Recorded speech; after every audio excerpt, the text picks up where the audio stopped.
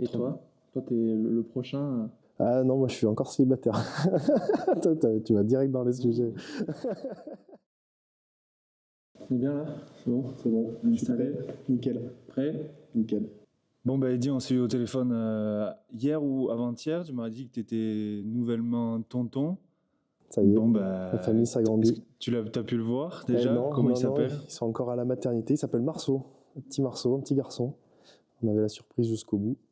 Mon frère voulait garder Le sexe? le sexe, ouais, jusqu'au dernier moment. Donc on l'a appris il y a 2 jours maintenant, 48 heures là, et il se repose avec sa femme à la maternité. Voilà. Ok, trop La bien. famille s'agrandit gentiment. Et toi, t'es le prochain. Ah non, moi je suis encore célibataire. Tu vas direct dans les sujets. Non, mais tu pourrais avoir quelque chose à venir dans les filons. Ouais, non, il n'y a rien dans les tuyaux. Ouais. Rien dans les tuyaux. Bon, bah, tout simplement, merci de nous recevoir au Clos de Loum. Bah de rien, On bienvenue. est très content de te rencontrer et de faire ça avec toi pour une première. Je suis content aussi de participer au lancement de tout ça, voilà, d'être le premier vigneron que vous interrogez. Bah, tant mieux. Bon, avant de te poser nos questions, je te laisse te présenter et dire ce que tu as envie sur toi pour te décrire. Bah écoute, voilà, je m'appelle Eddy, je suis vigneron depuis 2021, voilà, au domaine Clos de Loum, donc là où on se trouve, un domaine qu'on a repris en 2021 avec mon frère. Voilà, on a 2 ans d'écart avec mon frère. Moi j'ai 30 ans, lui il a 32 ans. On est sur 12 hectares, voilà, sur le terroir du Fenouillède. Donc c'est la colline qui est entre la vallée de l'Agly et la vallée de la Tête. On est au nord du département des Pyrénées-Orientales, sur un terroir donc d'altitude, entre 300 et 600 mètres. Voilà, c'est un domaine qui a une vingtaine d'années. Il a été créé en 2000 par l'ancien propriétaire, Éric Monet. Et nous, on est venu en 2020 et on a repris en 2021. Voilà. Et donc tu bosses avec ton frère? C'est ça. Tous les jours? C'est ça, tous les jours. Vous en mourriez pas trop? Non, bah pour le pire et le meilleur, des fois on se le dit, mais non, avec mon frère, on est assez câblés pareil, on va dire. On a la même vision sur beaucoup de choses. En tout cas sur l'aspect vin et sur le travail, etc. On est assez complémentaires aussi de par nos profils. On en parlait un petit peu tout à l'heure, mais voilà, lui il a fait un parcours plus vigneron, BTS Vitiono, licence pro, beaucoup d'alternance. Il a beaucoup vinifié dans beaucoup de régions. Et moi j'ai fait un diplôme d'ingénieur en agronomie, donc je me suis plus penché sur la plante, la vie du sol. Donc on a des profils assez complémentaires. On a la même vision, et puis c'est, moi je trouve une force de travailler en famille et de pouvoir se compter l'un sur l'autre et de se dire que voilà, c'est pas un associé qui peut du jour au lendemain te dire bah j'arrête, je m'en vais, voilà. Et puis en plus on est aussi avec nos parents sur le domaine qui sont à la retraite, qui nous ont suivis dans cette aventure. Oui, c'est ça, parce que vous n'étiez pas originaire de la Catalogne, quoi. Non. Et vous êtes plutôt du sud-est. Voilà. Et tu as ramené toute votre famille ici pour travailler où? C'est ça. Nous, on a grandi, alors un peu à Lyon, parce qu'on est né à Lyon et on a fait nos écoles primaires et notre jeune enfance à Lyon. Et on a déménagé à Toulon en 2000, je sais plus, mais quand mon père a été muté en fait dans les années 2008, 2007, non, c'était un peu avant 2005, je crois. Du coup, on a grandi en Provence majoritairement, à l'est de Toulon, voilà, Le Pradet, Carqueiranne, Hyères, pour ceux qui connaissent un petit peu.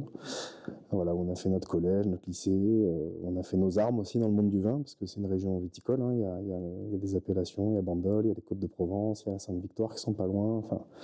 Voilà, donc c'est là-bas qu'on s'est tous les deux pris de passion pour ce métier et qu'on s'est dit qu'un jour on ferait ça, quoi. Et donc tes parents, avant, ils travaillaient dans quoi? Et maintenant, qu'est-ce qu'ils font avec vous? Comment ils vous aident? Alors mes parents, ils ont toujours eu des entreprises dans leur vie, donc ils ont quand même une vision assez entrepreneuriale qui nous a aidés à l'installation, qui nous aide toujours sur l'aspect un peu gestion, on va dire, parce qu'il y a quand même ça dans le monde du vin, hein. On ne fait pas que du tracteur et de la taille, il faut aussi quand même gérer voilà, une entreprise, hein, comme une autre. Voilà. Après, mon père, lui, a toujours eu une carrière à côté. Ils avaient des entreprises. Quand on est né, par exemple, à Lyon, à Vénissieux, ils avaient un magasin de carrelage qui s'appelait Arthur Diffusion, parce qu'il l'avait créé à peu près quand mon frère était né. Donc ma mère gérait les entreprises, elle était au magasin tous les jours, on va dire. Et mon père, lui, avait toujours eu sa carrière à côté. Il a travaillé dans la location majoritairement. Bon, et aujourd'hui, du coup, il te file la main. Voilà, aujourd'hui, comme il le dit très bien, c'est l'homme à tout faire. C'est cool Non, d'avoir un c'est papa des comme ça. c'est des choses ouais, c'est assez précieux en réalité parce qu'on ne se rend pas compte, mais il y a beaucoup de petites choses à faire au quotidien, ne serait-ce que les allers-retours à la déchetterie, faire un aller-retour au laboratoire, poser un échantillon, enfin, vous voyez ce genre de choses, ou juste même être là, ouvrir la porte à un moment où toi tu peux pas être là, enfin, donc c'est super et puis ça nous rapproche aussi parce que bon, c'est quand même, il a beaucoup travaillé, mon père, quand on était jeune, il n'était pas beaucoup à la maison. Donc on revit un petit peu une vie de famille qu'on n'avait pas forcément eue dans notre adolescence, tu vois, à l'heure actuelle. Voilà, et puis ma mère, elle nous fait surtout la compta, c'est pas négligeable, l'aspect compta. Et puis voilà, après sur tout ce qui est vin, vigne, c'est vraiment mon frère et moi, le commerce aussi, voilà, on les garde loin de tout ça, histoire que ce soit que du plaisir pour eux, quoi. Bah, on y reviendra sur ta vie présente, on en parlera plus tard, mais c'est vrai que les gens qui nous regardent ne le savent peut-être pas, mais dans la vie d'un vigneron, il y a beaucoup de tâches ingrates et beaucoup de petites choses. Il faut être complémentaire et compétent sur beaucoup de compétences.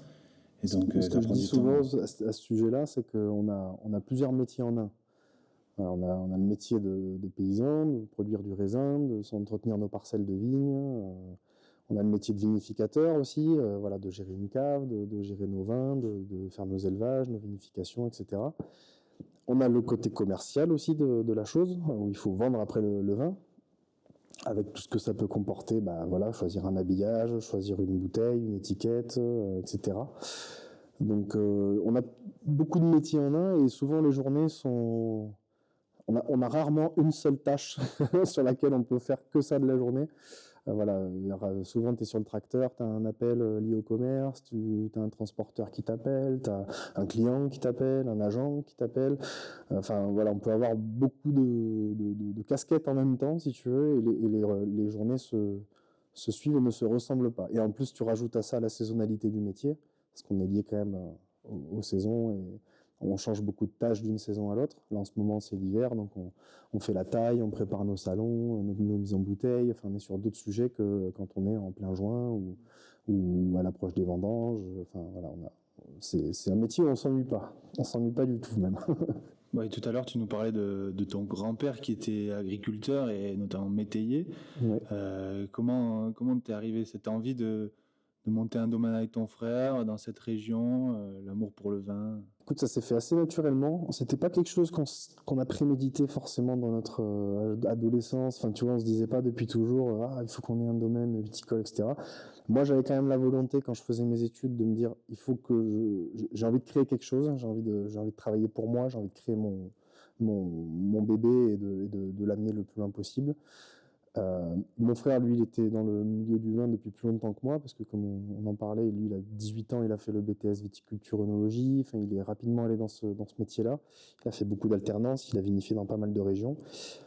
Donc ça s'est fait un peu naturellement, mais je dirais que c'est plutôt vers 24-25 ans, tu vois, qu'on a commencé à se dire, tiens, maintenant qu'on est tous les deux dans le milieu, qu'on est tous les deux qualifiés, est-ce que c'est pas le moment de se lancer, quoi? Parce que oui, avant de devenir vigneron, t'as quitté quoi? Tu faisais quoi avant Alors, donc moi, on sait école d'ingé, et après ouais, j'étais donc ingénieur à Isara. Après, je suis rentré à la Sainte-Victoire, au Côte-de-Provence Sainte-Victoire, où j'ai été technicien à vignoble. Voilà, j'accompagnais 28 domaines et 4 caves coopératives sur plein de sujets techniques au sens large. Et ça a été mon dernier job avant de venir ici. Donc, on va dire, j'étais plus du côté filière conseil, tu vois, et j'avais envie de mettre un peu plus les mains dans le cambouis. J'avais des opportunités en Provence aussi pour être second ou chef de culture, enfin tu sais, me rentrer dans un domaine. Mais bon, on a eu un contexte économique aussi qui a été propice à l'installation des jeunes. C'était un peu l'après-Covid, là. Les taux d'intérêt étaient intéressants, les banques cherchaient à installer des jeunes. Donc on a saisi l'opportunité, on s'est dit on est jeune, on a la santé, on a la motivation, c'est le moment de se lancer, quoi, parce que il y a peu de vignerons, des jeunes surtout, qui se disent, mais surtout aujourd'hui où les vignerons, c'est un peu les générations d'au-dessus, des jeunes qui se lancent, Qu'est-ce que tu dirais à un jeune sorti d'école ou quelques années après qui veut se lancer? Des erreurs que tu as faites, des trucs un peu chiants, des... Alors ça, c'est dur à dire. Parce Tu que le referais? oui, oui, bah oui, parce qu'il faut jamais regretter. Enfin, faut pas vivre dans le regret, mais enfin, oui, non, oui, je le referais. Oui, oui, clairement, je le referais sans hésiter. Et en fait, c'est hyper formateur. Alors, moi, c'est vraiment comme ça que je l'ai vécu parce que tu te dis que tu es capable, tu te dis que tu vas y arriver, et puis quand tu te retrouves dans le cœur du réacteur, tu te rends compte un peu de l'ampleur du truc. Mais en fait, tu te formes à beaucoup, beaucoup, beaucoup de choses. Tu te fais le cuir, comme on dit des fois. Tu sais, tu t'endurcis un petit peu. Tu fais face aux difficultés, parce qu'on en a eu. On s'est installé, nous, dans des années pas simples pour le département, parce qu'il y a eu 2 années de sécheresse historique en 2022-2023. Donc, on a tout de suite eu des désillusions un petit peu, tu vois, à l'installation. On s'est dit, est-ce qu'on a fait les bons choix, tout ça, mais à la fois, tu as ce moteur un peu tous les jours de te dire, ouais, mais là, tu es quand même en train de vivre un truc exceptionnel, tu vois. Enfin, c'est ce dont je rêvais quand j'étais étudiant. Tu vois, on en parlait, vous sortez d'études. Quand moi j'étais en école, je me disais, mais j'aimerais trop faire ça, tu vois. Et quand tu t'y retrouves, évidemment qu'il y a des moments difficiles, évidemment, mais à la fois, c'est hyper formateur. Et ça ne fait que grandir, en fait. Ça ne te fait que grandir dans la vie. Donc, non, moi, je conseillerais de le faire. Après, en disant, il faut être motivé, quoi. Voilà, c'est pas un truc où faut pas s'y lancer pour vouloir. Métier passion un peu. Ouais, voilà, c'est un métier passion, quoi. C'est vraiment un métier passion. Faut pas le prendre comme un job, comme un autre, quoi. C'est un truc que tu vas vivre ton domaine, tu vas l'incarner tous les jours. Tout va tourner autour de ça, si tu veux. Donc, il faut vraiment être passionné par le milieu, l'agriculture, par le vin, quoi, au sens large. Est-ce que tu peux nous raconter un peu votre arrivée dans la région et votre découverte avec le pays catalan, quoi? Ouais, bah c'est marrant que tu me poses cette question parce que quand j'étais en Provence et que j'ai annoncé à tous mes vignerons et les domaines avec qui je travaillais que j'allais quitter mon job et que je partais m'installer en côte catalane, il y en a beaucoup qui m'ont dit oula, tu verras, c'est pas facile. Enfin bon, avec le cliché qui peut coller un petit peu au pays catalan par moment.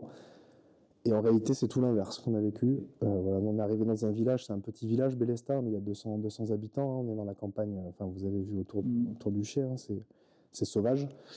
On a été super bien accueillis. Franchement, le maire, les vignerons du village, les coopérateurs, les gens avec qui on a pu interagir.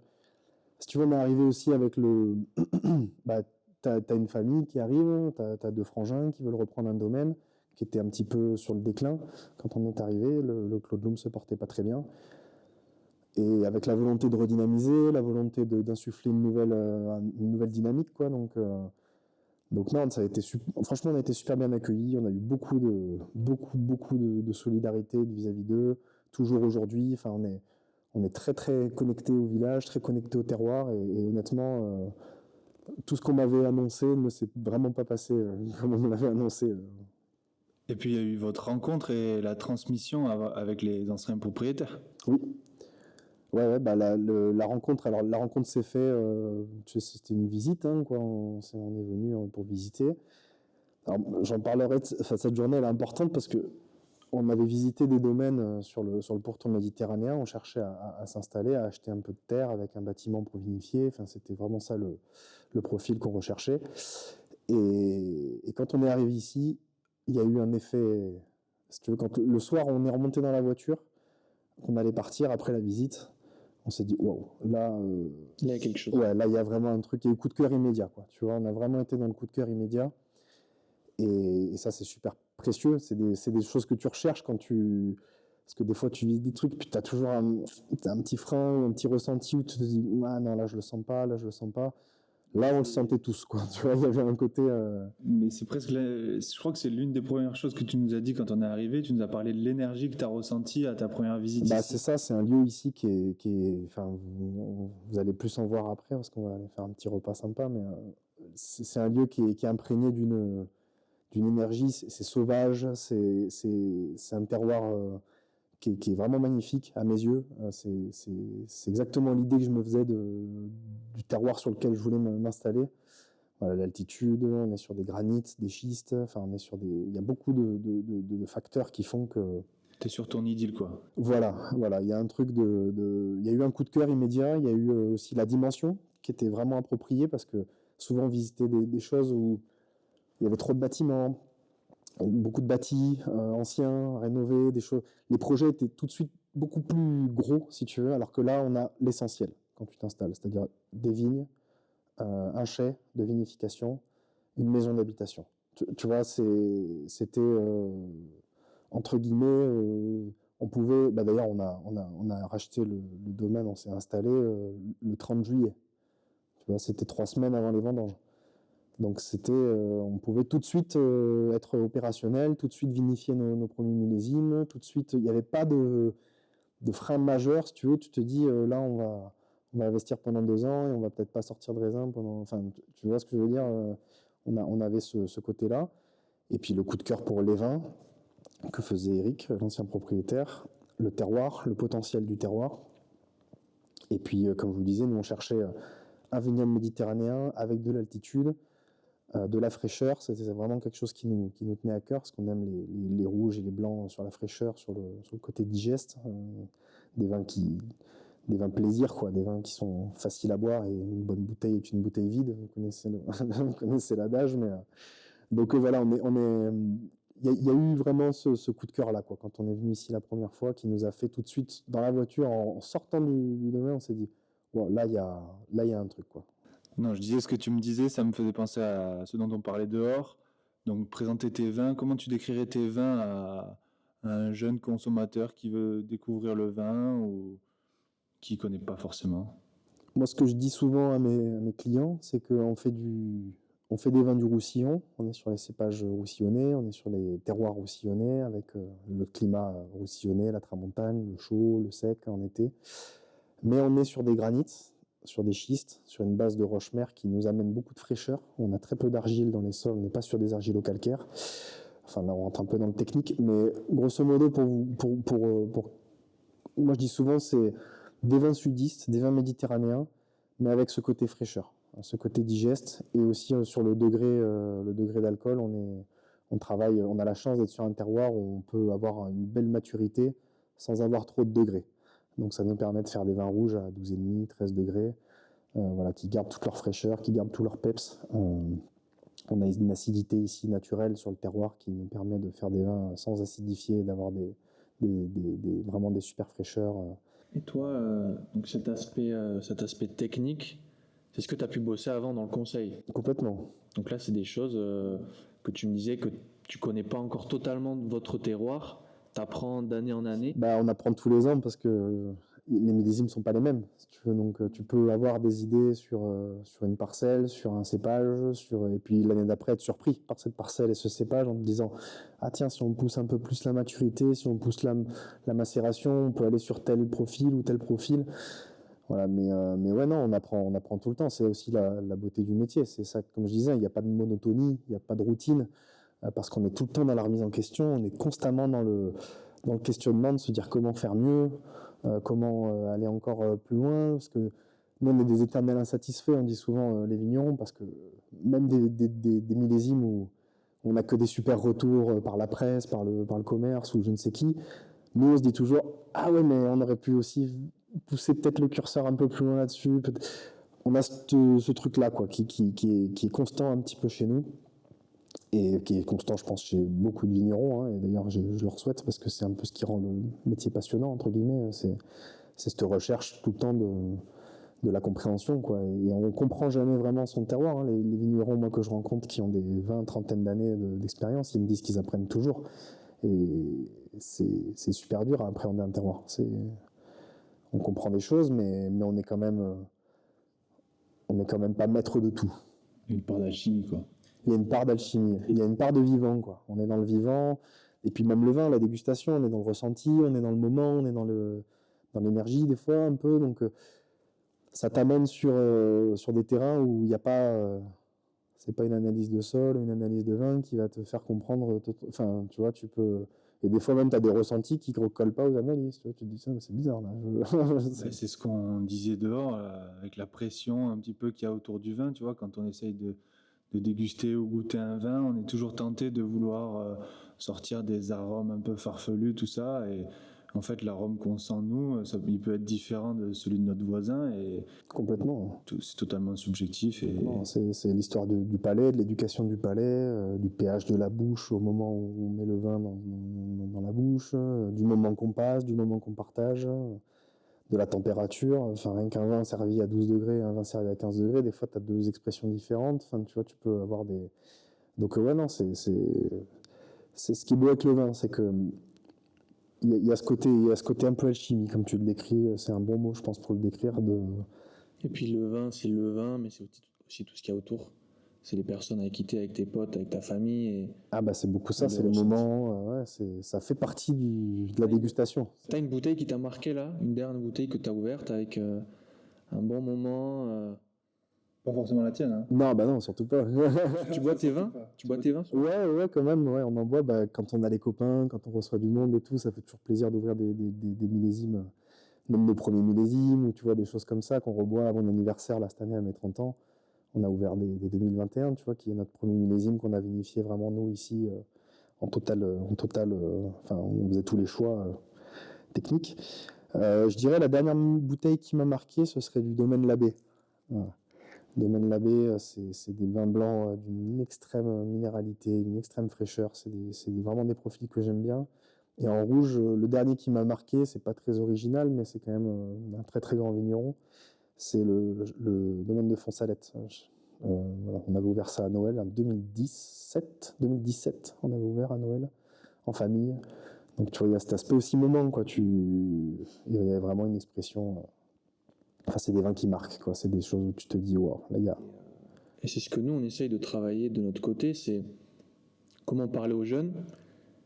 Il y a de moins en moins de moments de consommation du vin, notamment chez les jeunes. Ce qu'on essaye de faire, c'est de recréer ces moments-là, d'associer à différents moments et pas que justement à ces moments de fête. On va le voir ce soir, on va faire un grand repas avec un domaine d'à côté. Et c'est vraiment ces moments-là qui sont sympas et ouvrir une bouteille. Par exemple, ta dernière cuvée, les Toto, Ouais. tu nous disais tout à Ouais. l'heure, c'est quoi son histoire? Bah, les Totos, c'est. En fait, nous, au domaine, bon, comme je vous disais, on a eu des millésimes pas simples. On n'a pas eu beaucoup de raisins. En 2022, 2023, même 2024, on n'a pas eu une récolte. C'était un peu mieux, mais c'était pas non plus top. Donc, on n'en avait pas beaucoup sous la pédale, entre guillemets, pour créer des choses, développer la gamme. On se contentait, entre guillemets, de faire les vins de notre gamme, qu'on avait déjà un petit peu installé au commerce, etc. Et là, pour la première année, on a eu un peu plus de raisins, notamment de la Syrah. Et on s'est dit, tiens, c'est le moment de faire une cuvée qui parle un peu moins du Clos de Loum, du terroir de Bélestat, etc. Et un peu plus d'Arthur et Eddy, des vignerons. Voilà, donc on a créé cette cuvée. Les Totos, c'est le nom de la cuvée, c'est notre surnom à nous, en fait, que nous donnaient nos cousins quand on était petits, nos cousins germains, parce on est issus, on a une dizaine de cousins, douzaine de cousins, et on était les plus petits. Donc ils nous ont tous changé les couches, ils nous ont vu grandir, enfin, ils nous disent tous, mais t'étais un petit merdeux comme ça. Et t'as changé ou pas? Comment? T'as changé? Bah j'espère, quand même, à 30 ans. Non, ils me disent plus que je suis le petit merdeux que j'étais, mais on garde toujours des traits de caractère. Mais...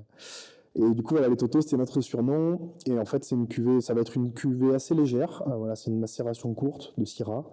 L'idée, c'est d'aller chercher vraiment un vin de plaisir, un jaja, on peut dire, ou un petit vin de copain, un truc assez léger. Un vin qui vous ressemble, quoi. Ouais, un truc qui nous ressemble, même si les autres vins nous ressemblent aussi. Enfin, tu vois, mais un truc qui raconte un peu notre histoire, qui raconte un peu plus l'histoire des vignerons plutôt que du domaine et du terroir. Et puis en plus, on a une photo qui est assez rigolote de quand on était petit, qui est sur nos réseaux sociaux, accessoirement, si les gens veulent aller voir. On était habillés avec les habits de mon grand-père. Quand on était petit, il nous avait habillés avec des habits trop grands, tu sais, de paysans, chasseurs, enfin, tu sais, un peu dans l'ambiance. Et ils nous prenaient en photo, enfin, tu sais, c'est les grands-parents qui tripent avec leurs petits-enfants, quoi. Et ils nous ont pris en photo. Il y a cette photo-là qui traîne, qu'on trouve assez attachante, parce que notre grand-père est décédé avant qu'on s'installe, et on aurait beaucoup aimé qu'il voit tout ça, tu vois. Donc c'est aussi un petit clin d'œil à lui.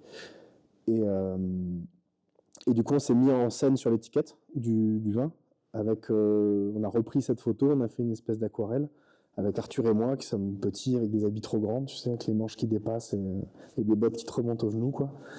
Et voilà, l'idée, c'est de faire un truc de faire une cuvée sympa, de raconter notre histoire un petit peu à travers cette cuvée. Et on attendait d'avoir assez de raisins pour pouvoir se dire, tiens, est-ce qu'on peut pas vinifier un petit peu différemment cette Syrah, faire un peu des expériences, quoi, parce que quand t'as pas beaucoup de récoltes, tu fais avec l'essentiel, et puis quand tu en as un peu plus, c'est là où tu peux un peu plus laisser libre cours à ton imagination. Ça, tu vois, c'est très intéressant ce que tu me dis là, que vous avez créé une espèce d'histoire autour de cette bouteille. Et les jeunes aujourd'hui, ils aiment les histoires. Toutes nos bouteilles ont une histoire, si tu veux. Tu as la Compagnie des Papillons, qui est cette cuvée-là, qui retrace l'histoire plus du domaine, parce que c'est un domaine qui a été repris en 98-2000, enfin de 98 à 2000. L'ancien propriétaire avait racheté des vignes sur le village, des vignes qui étaient anciennement conventionnelles, qu'il a converties en bio en 2003. Et du coup, il y a eu le retour de la biodiversité. Donc c'est pour ça le nom de la Compagnie des Papillons, c'est parce que ici, tu viens au printemps, tu te balades dans une vigne, tu fais voler les criquets, les papillons. Enfin, tu vois, c'est vraiment le cliché entre guillemets. C'est hyper sauvage. Hein. Enfin, je sais pas si vous vous rendez compte, on ira jeter un petit coup d'œil autour, mais c'est magnifique. Hein. On est sur une colline, on est la seule maison. On a 3 voisins à 2 km à la ronde. Enfin, tu vois, pas chiant, les voisins. Voilà, donc on est dans un lieu sauvage. Donc la Compagnie des Papillons, c'est ça. On a la Frontiera en blanc qui raconte plutôt l'histoire du village. On a 2 cuvées parcellaires, le Bertheil et le Pitchot, qui, là, on raconte vraiment l'histoire d'un lieu. Parcellaire, ça veut dire quoi? Parcellaire, c'est une cuvée quand tu as une parcelle, disons, qui fait 1 hectare d'un cépage, ou plusieurs d'ailleurs, des fois il peut y avoir des cépages coplantés, et tu prends cette parcelle, tu la vinifies, et ça devient une bouteille de vin. Okay. Il n'y a pas d'assemblage entre plusieurs parcelles, plusieurs terroirs, plusieurs altitudes. C'est vraiment une parcelle donne une bouteille. On parle de cuvée parcellaire dans le vin.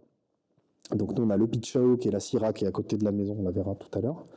Et on a le Bertheil qui est une parcelle alors là c'est une vieille parcelle coplantée, on a du grenache gris, du grenache blanc et du macabeu. Et là on vendange tout le même jour, c'est sur un terroir de schiste. Donc là vraiment ce qu'on va exprimer c'est le terroir.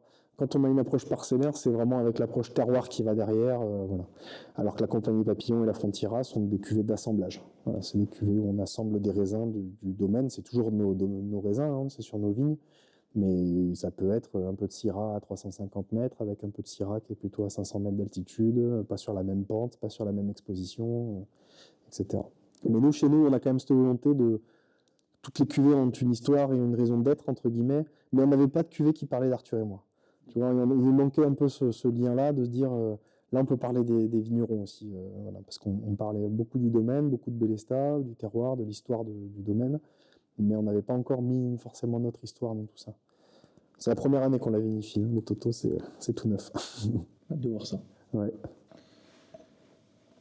Où est-ce que vous voyez Arthur et toi, Arthur et Eddy dans 10 ans, et le Clos de Loum? Écoute, au Clos de Loum, hein, je l'espère, hein, c'est qu'on aura survécu à ce qu'est en train de vivre la filière. Là. Il y a quand même une forme de crise en ce moment dans le monde du vin. Le monde du vin se porte pas très bien. Les jeunes boivent de moins en moins. Enfin, il y a une double. Il y a plusieurs effets, mais moi je me souhaite d'être toujours ici. Je me souhaite d'être toujours au Clos de Loum. Je me souhaite que tout ait pris forme, que le petit de mon frère ait grandi, que moi aussi j'ai fondé ma famille. Voilà, ce qu'on se souhaite, je pense, de plus cher. Nous, on est heureux ici, on est heureux à faire du vin, donc on se souhaite que ça continue le plus longtemps possible, quoi. C'est beau. C'est beau. Merci beaucoup, Eddy, pour ce beau partage. Merci à vous. On essaye de bien recevoir. Il faut venir nous chercher ici. Tu vois, on est dans la colline, donc quand les gens viennent nous chercher, on essaye de bien les recevoir. Allez, coupez.